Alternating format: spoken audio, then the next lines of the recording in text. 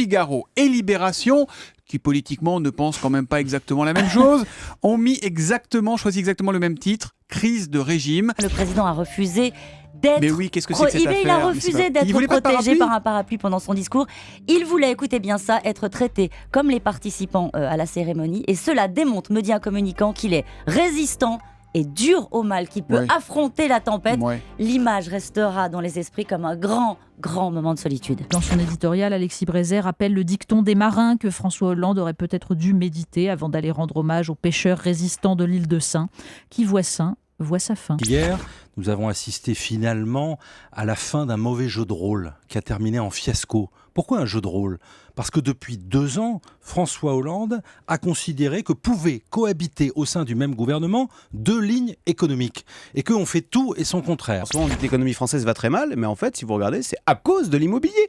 Ce secteur va peser cette année 0,4% de la croissance.